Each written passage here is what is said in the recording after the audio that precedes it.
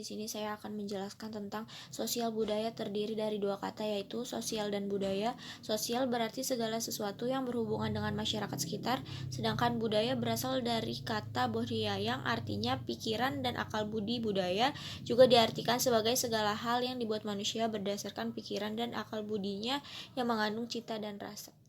Jadi, kesimpulannya adalah sosial budaya merupakan segala hal yang diciptakan manusia dengan pikiran dan budinya dalam kehidupan bermasyarakat. Bentuk perubahan sosial dan budaya dibagi menjadi 4. Yang pertama itu dilihat dari proses. Dibagi lagi menjadi 2. Yang pertama itu evaluasi, perubahan secara lambat. Perubahan evaluasi merupakan perubahan yang sama dengan diikuti perubahan kecil.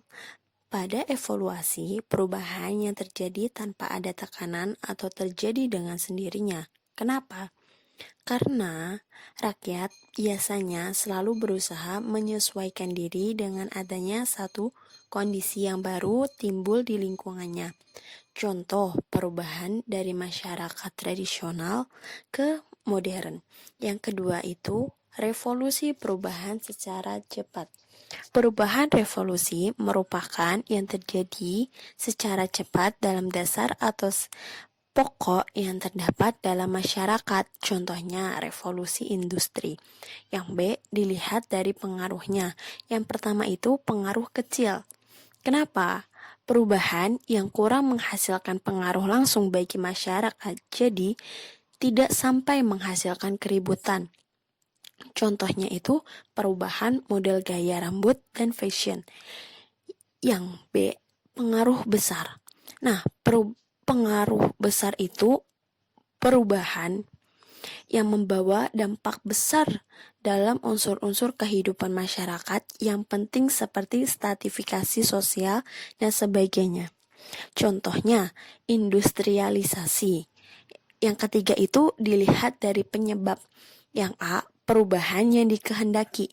Nah, perubahan yang dihendaki merupakan perubahan yang sudah direncanakan sebelum pihak yang hendak melakukan perubahan dalam masyarakat. Contohnya itu program keluarga berencana dan imunisasi. Yang B, perubahan yang tidak dikehendaki.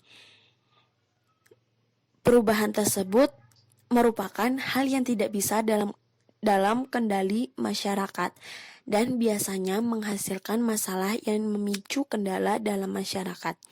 Contohnya bencana alam. Yang keempat itu dilihat dari hasil.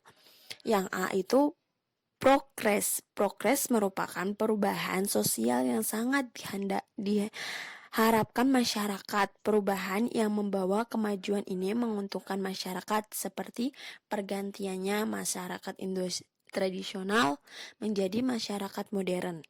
Contoh, penemuan alat komunikasi. Yang B, regres. Regres atau perubahan menuju kemunduran disebabkan oleh pembunuhan itu sendiri. Biasanya terjadi karena penyalahgunaan perangkat teknologi. Misal, ada internet disalahgunakan untuk melakukan tindak kejahatan atau mengakses situs yang tidak pantas. Dampak positif perubahan sosial budaya. Yang pertama, eratnya integrasi masyarakat. Hal tersebut bisa terjadi jika masyarakat dapat menyikapinya dengan baik, sehingga tidak terjadi konflik. Yang kedua, kemajuan teknologi. Teknologi seiring zaman terus maju. Hampir semua orang sudah bisa memanfaatkan teknologi di sekitarnya, sehingga bisa meningkatkan taraf hidup mereka. Yang ketiga adalah tingkat kehidupan yang lebih baik.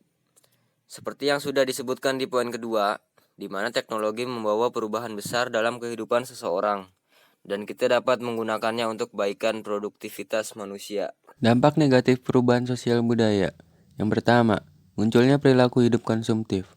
Kemampuan daya beli masyarakat yang meningkat membuat para pengusaha memproduksi segala macam barang kebutuhan yang menyebabkan adanya pola hidup konsumtif. Yang kedua, gaya hidup. Gaya hidup masyarakat tertentu bisa berubah karena adanya globalisasi. Mereka mengikuti gaya orang luar yang mungkin saja dianggap tidak pantas di negara sendiri. Yang ketiga, kesenjangan sosial perubahan. Kebudayaan biasanya hanya dinikmati oleh segelintir orang saja, dan biasanya mereka memiliki taraf ekonomi yang lebih baik dibanding yang tidak.